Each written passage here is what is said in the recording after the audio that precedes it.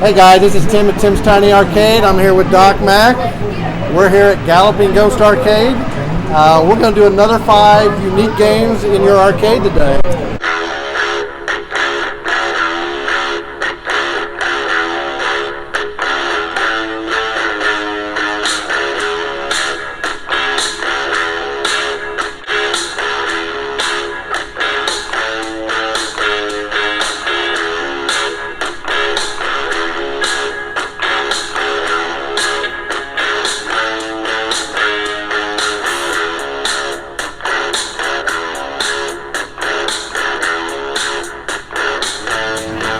Welcome to Tim'sTinyArcade.com podcast, YouTube. What the hell is it, Tim? What is it? YouTube. Tim's Tiny Arcade. Boom shakalaka.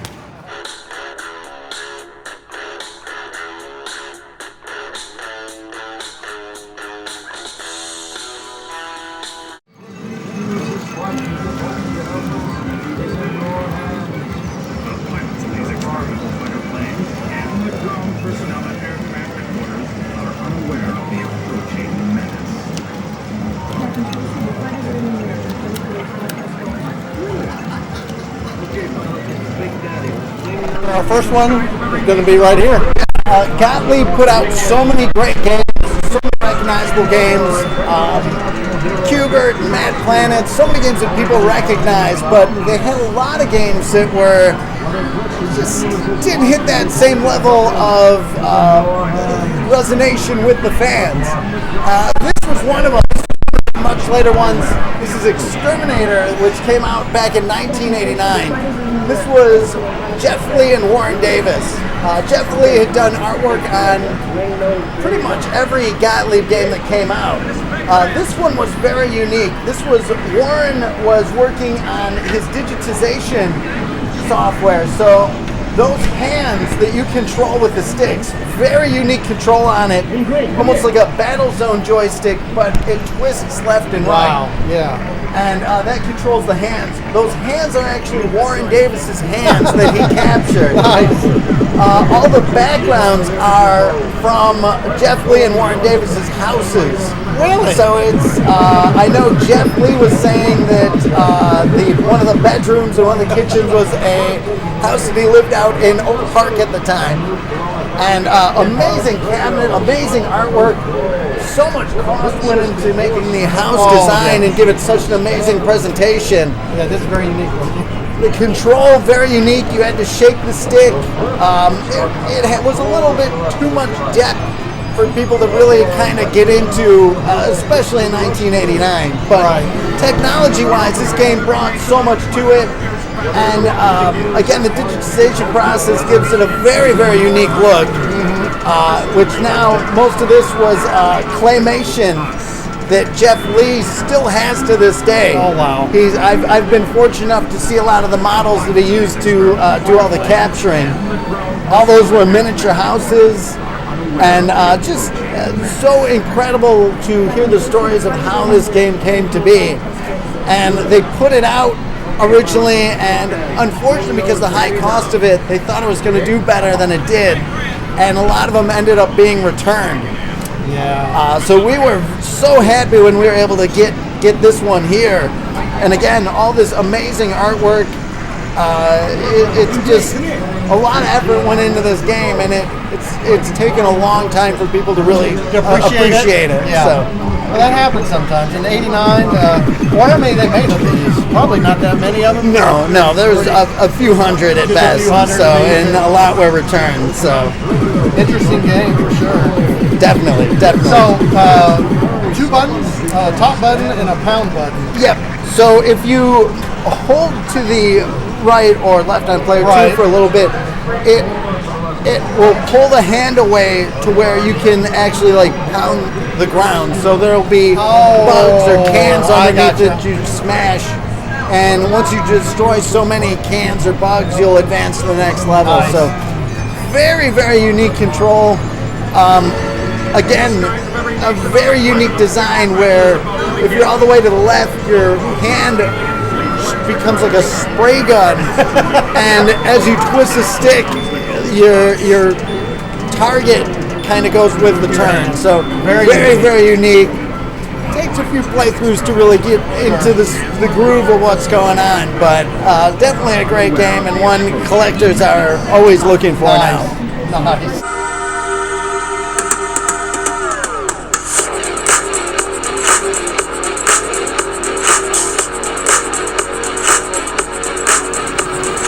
Green?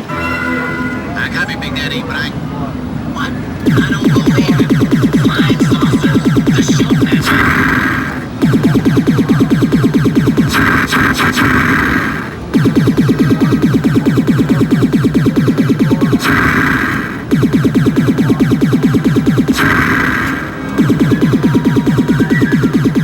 Next game we're going to talk about 1984 Milestar, which was basically still Gottlieb.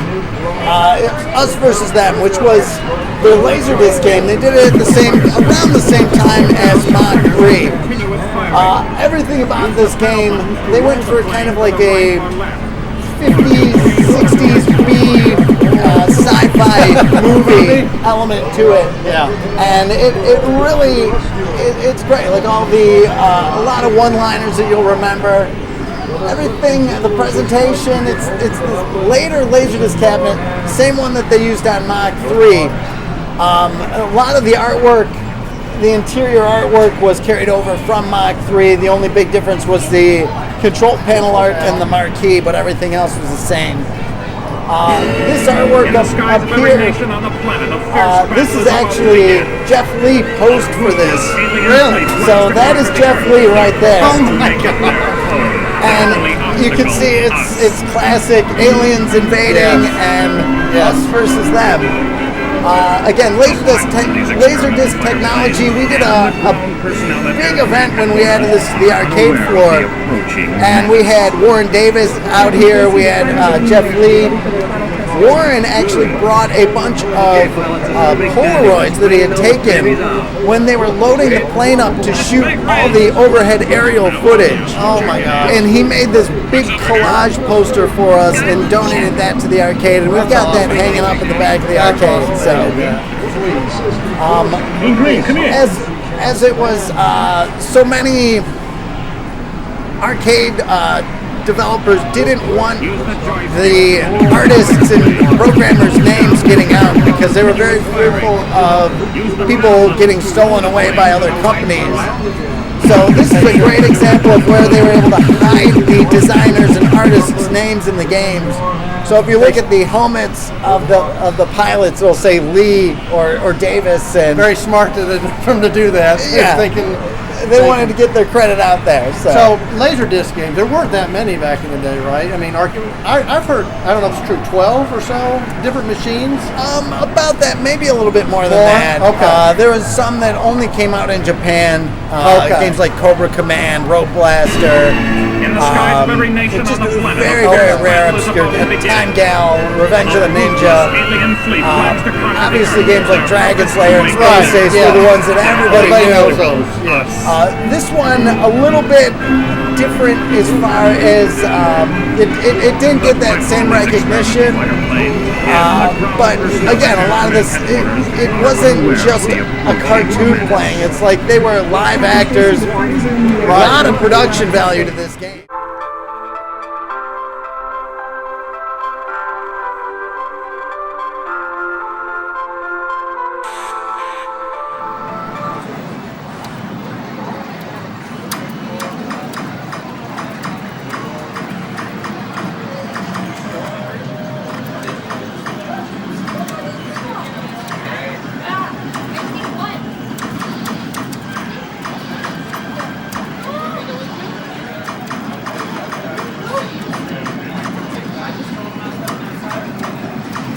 So next game is Argus, and this was an unreleased prototype. They were, Gottlieb was working on it back in 1982, and they were going to try to get the license for Superman. Superman 2 was being worked on, and they were like, hey, we can make this superhero game. And this was kind of the brainchild of Jeff Lee, who did all the artwork, and Tom Malinowski, who was the programmer. And great story on this one. We were at the Wizard World event, and we had invited Jeff Lee out to be a part of the show. Yeah. And he brought with him Tom Malinowski. And Tom started telling us about this game that Jeff had worked on. He's like, it's the best art Jeff had ever done. And the game got canceled. And it was a game, it had many different names. It was known as Protector and Argus, and it got canceled. It was so unfortunate. It was a great game. Another play tester by the name of Mike Vinacore, who would later go on to work at Midway, had also at one point told me about this amazing game called Argus. And it was one of his favorite games. And he said he used to play on it for hours and hours and hours on a credit. He got so good at it. Yeah. And between talking to everybody that was around this project, it seemed that the Mike might have been one of the reasons why this game never came out, because the game wasn't earning enough, because he had gotten so good on it, he would play for one quarter and it would be on there all day. Yeah, nobody can play. We worked with Jeff Lee to get this back up and running. It's on original Gottlieb hardware. And Jeff was kind enough to create new artwork. So nice. we used an original Gottlieb cabinet. Jeff did a new marquee, new bezel, new control panel art. He wanted to show off the different iterations of the name of the game. Right. So he had Protector here. He did on the side art. He was kind enough to include the Galloping Ghost Arcade logo. This was Warren Davis. This is Tom Malinowski. And there's a lot of references. These are the other names of the game. It was also known as Guardian and Video Man.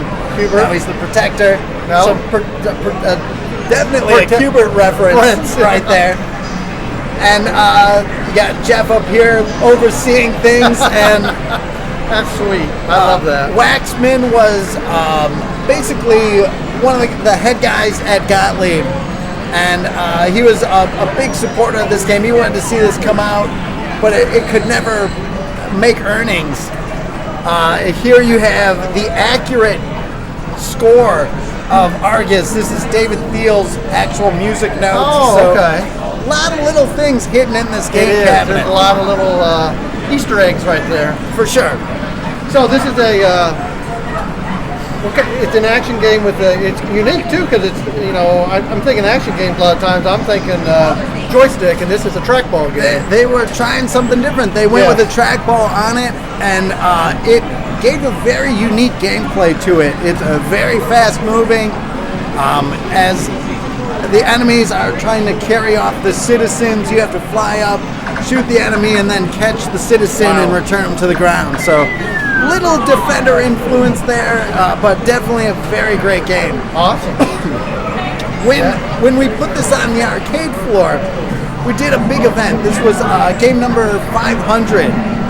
So we were very excited to put this out, and we brought all the designers and artists on this game out here, and one of them was a hardware guy from Gottlieb. His name was David Bonecutter, and he was Gottlieb's hardware guy, and he brought with him, when he came out, he was like amazed that we got this up and running. Right.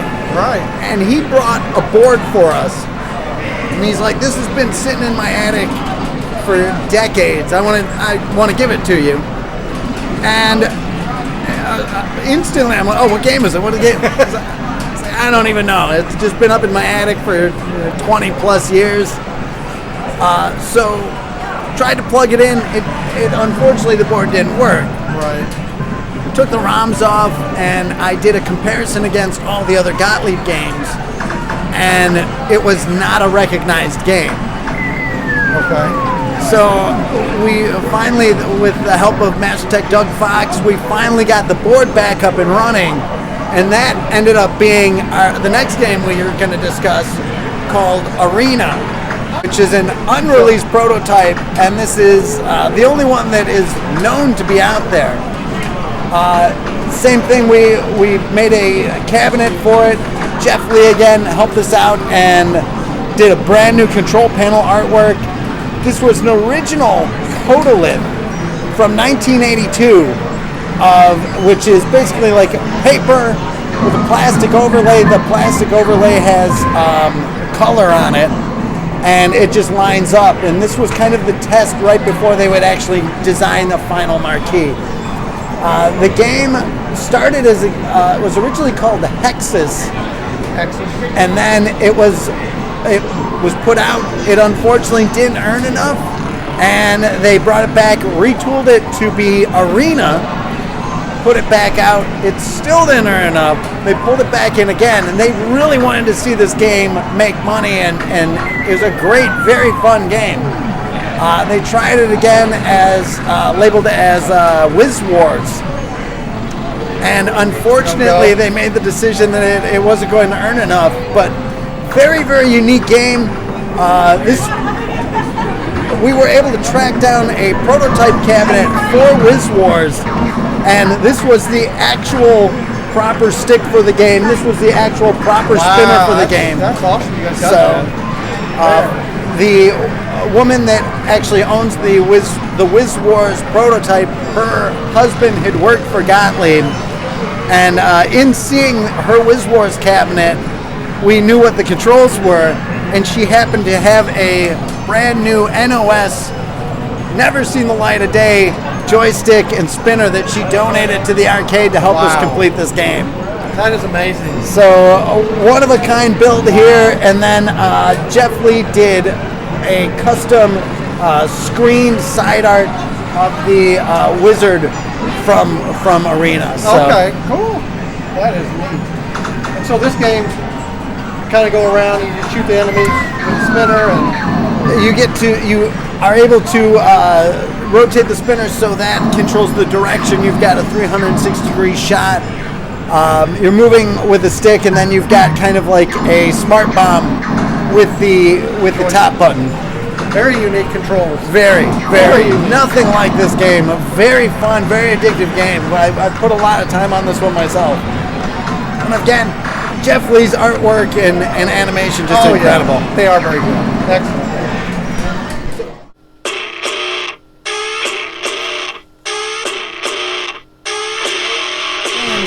Faster, harder, more challenging Qbert. So when Qbert was being worked on, it was Jeff Lee, Warren Davis, and David Thiel working on this game. And when they put it out on test, people were saying that it was too difficult. This one was too difficult. The original. The original's too difficult. They were what was Qbert at the time. Right. They were like, this is going to be too challenging for players. So they were telling Warren that he needs to redo it a little bit, make it a little bit easier. So he scaled it back, but it turned out players did get very good at Qbert very quickly. Mm-hmm. So towards the end of the run, they came up with a decision to urge Warren to kind of bump the difficulty back up a little bit. So that would become faster, harder, more challenging Qbert. And the game got to the prototype phase back in 1983, but never actually came out. But he was kind enough to put the ROMs out, so we were able to build up a full cabinet for it. That's amazing. This is closer to the original, what his vision of what Qbert was supposed to be. So this, do you think it's a lot harder then, or you think it's a lot? It is definitely faster. It is definitely harder. So the main difference is probably enemy speeds. A lot of the speeds are altered. They seem to kind of they react slightly different as well. The characters do. The enemies. Yeah. I always love Qbert. That's one of my favorite games. And I haven't played this one, so. It's along the same lines, but it is just ramped up. You'll notice it. You'll notice it. Yeah.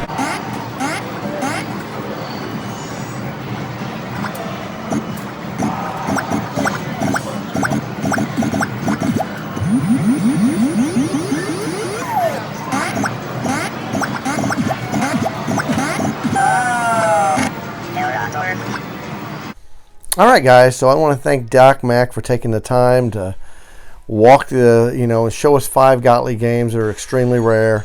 This is a Arcade. If you haven't been here, it's a must stop. 900 games and growing every week. Always adding a new game every Monday on the Monday Mystery.